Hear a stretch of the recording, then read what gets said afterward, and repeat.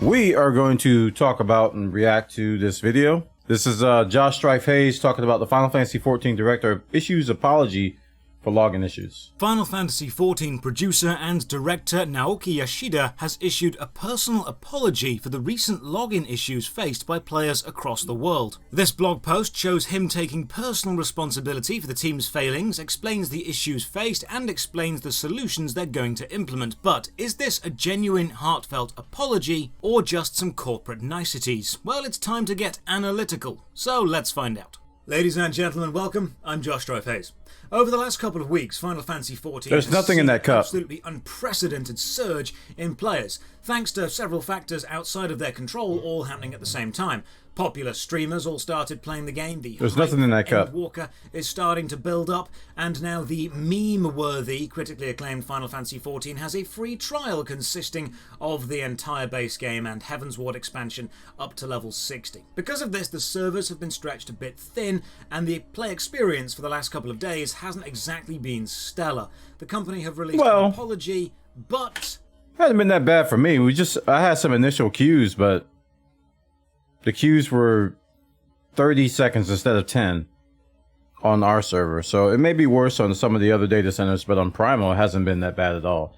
Then again, it also depends on what time you log in.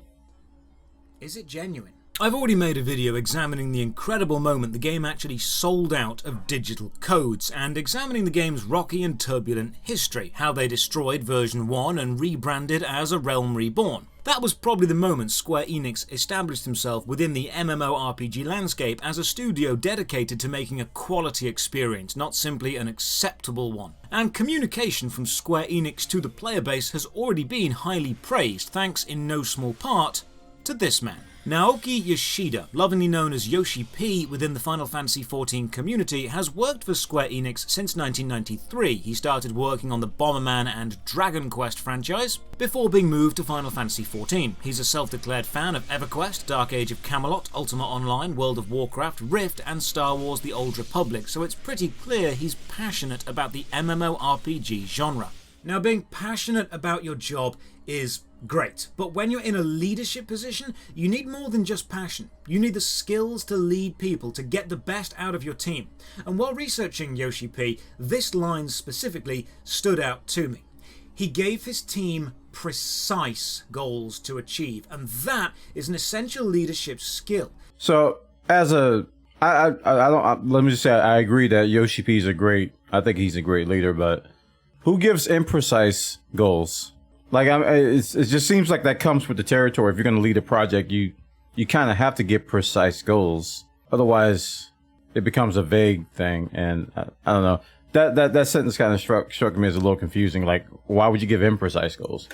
To be able to delegate and then give actual, set, specific, realistic, achievable goals is such a rare thing to find in management. Okay, achievable goals kind of qualifies that.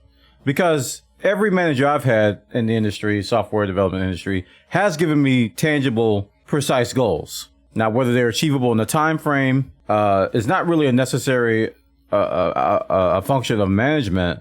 A lot of times it's of your manager. A lot of times it's a function of project management and risk-based management and projects and Gantt charts and all that stuff that you guys have probably seen, where milestones and deadline-driven goals dictate how much time you have to do something, rather than the other way around, where how long is it going to take you to do this? It's going to take me 2 weeks. Well, you got 3 days. You know, that's the kind of thinking. In charge of teams of people of varying sizes, and Japan has a bad reputation of doing that, and they have a bad reputation of having extreme crunch, where people live at the office and forego their home life to get the job done.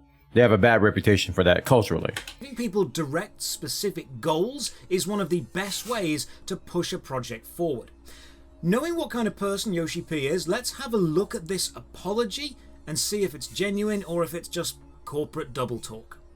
Greetings Final Fantasy XIV players, this is your producer and director Naoki Yoshida. First and foremost, I would like to extend my thanks to all of you for your continued support. Development on our latest expansion pack Endwalker continues as we focus on implementing content and transitioning to the check and polish phase. Expectations for 6.0 are high and have resulted in increased interest in Final Fantasy XIV, especially in North America and Europe, where we are currently experiencing an extreme influx of new players. Today I would like to go into detail about the server congestion resulting from this influx and the steps we are taking to address it. This message is a long one, so please bear with me. Now, saying thank you instead of sorry is a classic business tactic, and it's something I would advise all of you to start doing in your everyday life. If a customer has been waiting and you say, "Sorry for the wait," you're implying they have been wronged and you are to blame, framing you in a negative light. If you say, "Thank you for waiting," you're implying the customer has been actively helping in a difficult situation and you recognize that, framing both of you in a positive light. You know, I never believe in that mental gymnastics, you know? I think ultimately it comes down to the exchange of verbal communication and non-verbal communication, right? That kind of stuff I really don't think makes a huge difference in the grand scheme of things. I think some people respond better to that kind of stuff than others. But to train your people to say, always say thank you for waiting instead of sorry for the wait, I don't know. It just seems like that stuff, in my experience with customer service and tech support and consulting and stuff, at the end of the day, it really didn't matter how I started. It's how I ended it. Because, yeah, if you have a problem, if something's going wrong, the first impression is already ruined. So, I mean, you really can't improve the first impression. You've already messed that up. So it's all about leaving with a good impression. And you have to feel people out. Excuse me. You have to feel people out and get a sense for how they communicate on the fly, on your feet. That ain't easy. So I don't know. I can't always agree with that kind of always do this and always do that because of some mental study that some guy did. You know, dealing with people is not a science. That's a mistake a lot of people make. They think dealing with people is a science that they can make a formula for, and everybody's different, man. You just have to adjust. So saying thank you at the start of this is framing the whole thing as a positive. The next paragraph also is a no-frills explanation of the issue, reinforcing the idea the team are aware of the issue and are working on improving it. And that is all most companies would do. That's a corporate apology. We're aware there's a problem, we're working on it, goodbye. Thanks, have patience. That's it. That's all most companies need to do to placate most player bases. Because most player bases don't demand more than that. But Final Fantasy XIV is a little bit different. And it's everything that comes after this introduction that's actually really impressed me. We get given actual tangible information we can actually do something with, and we get shown what the company are doing to alleviate this problem, which is above and beyond what most companies do. The population that can be logged into each world server at one time is capped. However, as some of you have noticed, this... I want to go on the record and say Warframe does this too.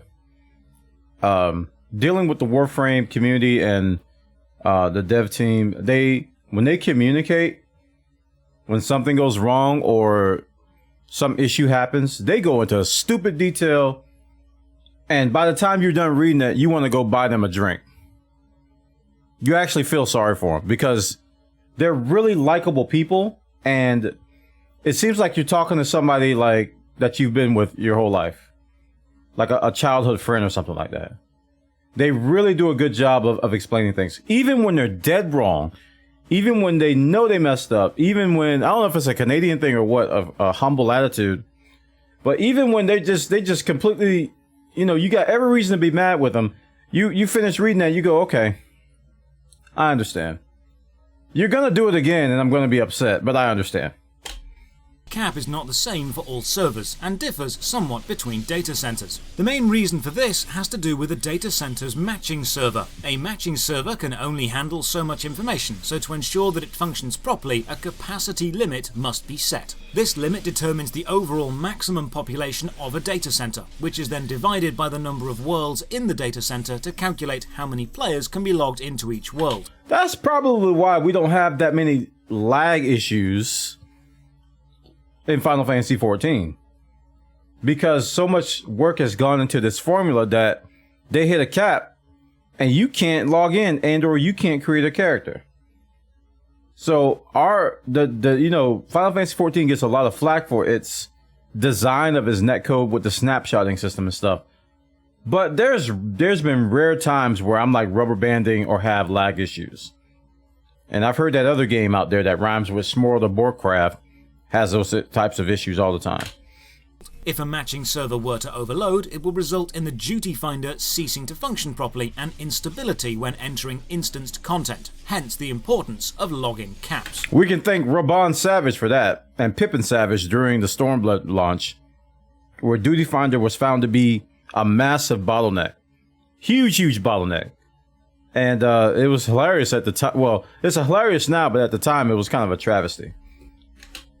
This paragraph is great. It gives us foundation level knowledge for why the issue happened and why a digital store can sell out of digital copies. They have capped sales to guarantee a quality experience for all those currently playing. Right. They would rather keep their standards high than ruin it for everyone. Right. They've also given in-game examples that people can relate to and understand. If too many people played at once, the duty finder would stop working as intended. Yeah. He then continues. As it happens, the matching servers used in the North American data center were recently upgraded to higher performance models. Continued optimization of this new equipment has allowed us, as of July 16th, to increase the maximum number of simultaneous logins across the North American data centers by 18,000, or approximately 750 per world server.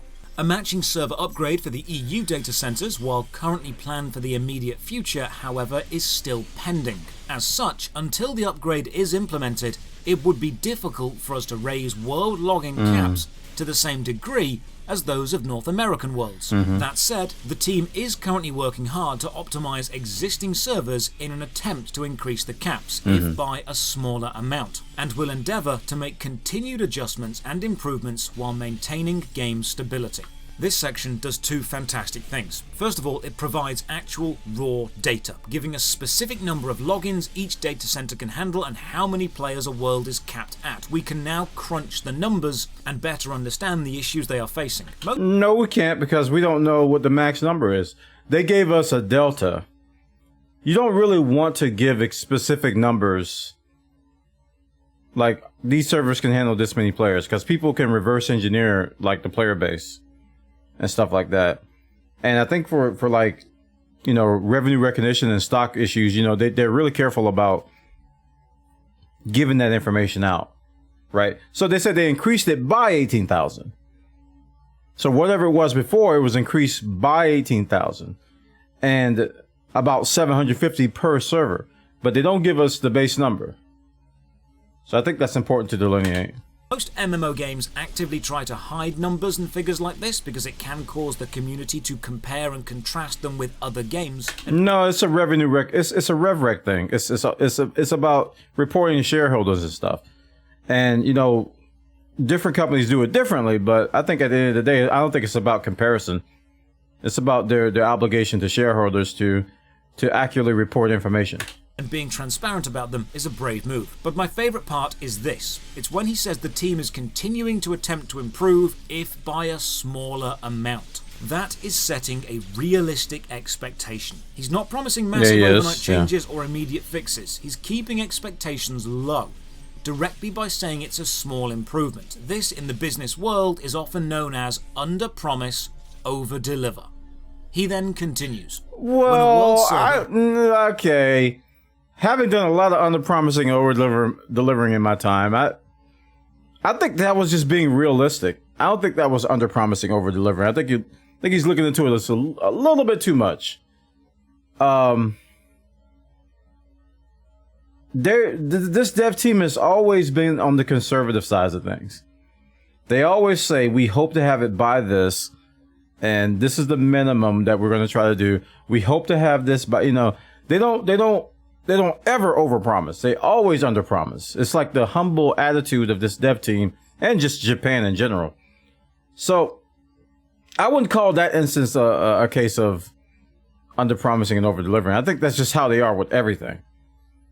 And just like with if you watch some of the live letters, when they talk about like inventory space and armory space, how they claim that by removing the belts, it freed up some space to give us more room for rings, because we have 2 rings, but we have the same amount of storage of rings that we have the other stuff. So your armory fills up faster with rings.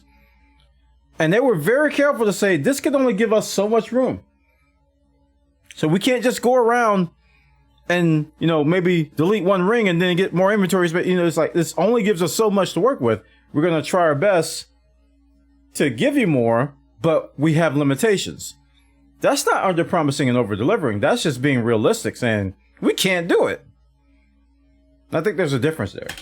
Reaches its maximum capacity, any additional players attempting to log in will be placed in a queue and must wait until a player already on the server logs out before being admitted. As character creation requires a player to be logged in order to write the newly created data to the database, new characters cannot be created while the server is full. Right. While we regret having to do so, we would humbly That's ask why servers close all the time, the new Firebase characters. to ensure that new players have the opportunity to create characters. First, we ask those not actively engaged in the game to log out of their characters rather than remaining logged in while idle. Second, we request that you avoid creating new characters during peak congestion times. This is another great bit, because it's not putting any blame or responsibility for the situation onto the player base. It's not saying you caused this, but it is providing direct, actionable advice that the players can follow to help the team out. It's giving advice without assigning responsibility. It sounded more to me like they were giving a reason why servers are closed to new characters. Maybe I'm looking into this wrong, but that sounded more like we don't allow you to create new characters on servers because to create a new character you have to be logged in. So that's why we're doing that. And we always ask you, it's something they always do. We always ask you to create characters during non-peak times on busy servers because of that. I don't know, it seems like a cut and dry thing to me. It doesn't seem like a information. It just seems like a why. A lot of this post is about this is why these things happen. So you understand. A lot of us who've been playing the game for a while already know all this. But Yoshi P is like, we got a lot of new people. So in case you're new here, this is how things work. What I really like about this apology so far is it's not just, we're aware there's a problem, we're fixing it. It's so much more. It's, we are aware there's a problem. Here's what the problem is. Here's the factors that caused it. Here's what we were doing to preemptively solve these factors before they became an issue, and now the timescale has been moved forward. Here's what we're doing to catch up with the timescale that has moved. Here is why that is facing trouble. Here is what you can do to help us out with this. And here are the reasons why it's not going quite as well and you should temper your expectations. There's a lot of stuff. This is a lot of facts and figures and numbers all helping us understand the situation they're in. Now, a lot of people have just been saying... I think I'm a little bit biased in the way that I'm used to this communication from them. Maybe coming from the WoW perspective, people aren't. So that's probably why he's looking into this so deeply, because Blizzard doesn't do this. Blizzard doesn't do this at all. And I think it's refreshing for them to have something as good as this. Saying, just buy more servers, just get more servers, you're a big company, just do that. Well, they've addressed that. A fundamental solution to congestion is an increase in world servers, as well as the addition of data centers. As we have already announced, we are currently in the final stages of preparing our Oceania data center. At the same time, we have been moving forward with plans to expand even further, putting wheels into motion in the form of approving budgets, securing funding, and purchasing equipment. We intend to assess our user numbers and planned content after the release of 6.0, and then work to have new servers or data centers prepared for 7. The current situation, however, has compelled us to re-evaluate this timeline and determine if it's possible to speed up the process. There are, however, 2 obstacles that stand in our way. Problem 1. Insufficient servers due to semiconductor shortage. The COVID-19 pandemic has seen an extreme drop in semiconductor production in factories across the globe. This, coupled with an increase in demand for electronics due to more people working at home, has resulted in an international shortage of semiconductors that, in turn, has resulted in a prolonged delay in the delivery of servers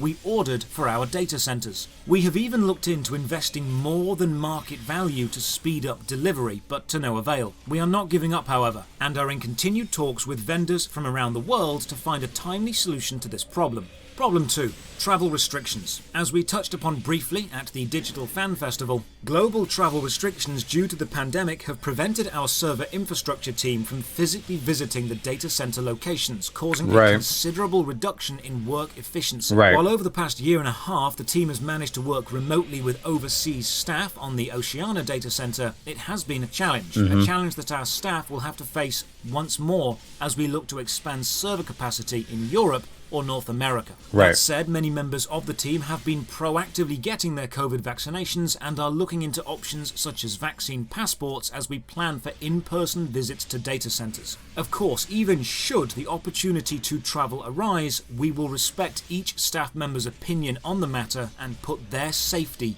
first. That's good to hear. So not only have they addressed the just build more servers argument, they've explained why that's not happened. Despite having already ordered more servers, the semiconductor supply isn't sufficient to keep up with demand. And they've even stated they are happy to throw more money at the problem if that would help, but it won't. And then they've actively said the current pandemic has severely impacted physical staff travel to the server locations, which is essential for general inspections and hands-on maintenance. And they are not willing to compromise anyone's safety, which is a stance I honestly wish far more companies would take. Staff safety should be a priority during any event, ever.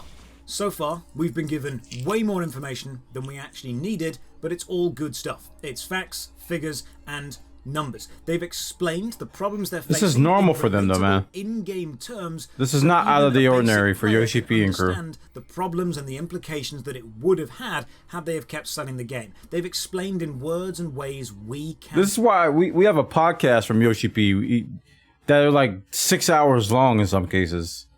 They go into a stupid amount of details for everything, and it's great. But like I said, I'm used to it, so that may be why I see this differently than him. Relate to. But it's the final paragraph that really drives it home for me. Because they could have ended this apology at any moment and just said, thanks, bye. But they're not Blizzard. They're not going to do that. Which I think, genuinely, that's Blizzard, dude. Yoshi P's actual true feeling about the situation. This is where he stops being a corporate mouthpiece, and you can see him being a gamer. As producer, the responsibility for being unable to predict the current influx of new players falls to me. The days before an expansion's launch are supposed to be ones of excitement, but instead they've brought many players grief, and for that I personally am extremely sorry. For years we have watched devoted players from around the world stream their time with Final Fantasy XIV, and now we sit in awe while new fans join their ranks. As we enter our final push in the development of Endwalker, it is this constant flow of positive energy that motivates all of us on the development and operations team to carry on. Nothing can compare to the feeling we get watching you enjoy playing the game we've created. We are aware of the burden we have placed on our player base and are working diligently to lighten it in the coming weeks and months. We will continue to develop measures to combat server congestion, and we will keep you up to date with any and all developments in this area. Thank you once again for your continued support. Yoshi P is a gamer, there's no doubt about that. And he's an MMORPG fan, and he cares deeply about the game he makes. You only need to look at him and how he acts at fan conventions to see this is a guy who genuinely loves gaming. He wants other people to experience and love his game. He's acknowledged the bad situation and given us way more information than a company needed to. He has taken full responsibility for the situation and not named any staff or players as an issue. This is the burden of command, and he has borne it well. He's explained the company's plans to combat it. He's offered solutions for the player base to help out with, and offered what I believe to be a genuine heartfelt apology. Because he wants people to love his game, and when they can't play it, he does seem to be genuinely affected by that. Usually the weeks before a major expansion are quite quiet. Interest dies down and the player base relaxes. No one could have imagined they'd see a record surge of players thanks to multiple factors outside. Wait. What? By that. Usually the weeks before a major expansion are quite quiet. Interest No. dies down and the player base relaxes. No one. Is that a wild thing? Because weeks before the expansion, I'm talking like a couple weeks, not months, but weeks, the servers are popping. Everybody's doing last minute prep. That's when everybody's resubbed and coming back. That's when it's the most full. So maybe that's wow. I don't know. But in Final Fantasy, no, dude, the weeks before it's popping. No one could have imagined they'd see a record surge of players thanks to multiple factors. But we're months away now, not weeks. Outside of their control, all combining in a very short time. This is no one's fault. It's an annoying situation they're handling as best they can. And to me, this doesn't just read like a corporate apology. It starts off like that, but then it reads like a passionate fan's letter to the community he loves, giving them as much as he can and asking for support. And personally, I think they're doing a pretty good job. If you are able to log in, feel free to come and say hi to me. I'm over on the Omega server, maybe run some dungeons or raids together. It's always nice to see you guys in-game. And another massive thank you to the supporters on Patreon and Twitch who keep the channel alive. You can support from just one. So I think the summary for me in that video is that I'm spoiled. I think midway through the video, I kind of caught myself wondering why he was seeing things the way he saw them. And then I realized is that I'm used to that kind of communication, and I think WoW players aren't. And it's sad. It really is sad that it's come to that. But this is how we got it over here, man. We're used to it. They talk to us. They tell us what's wrong. And that's part of the reason why we will defend the game with so much energy. It's why we evangelize the game with so much energy, is because of stuff like this. That's just part of it. So when you see a crazed Final Fantasy XIV fan, there's a reason for that.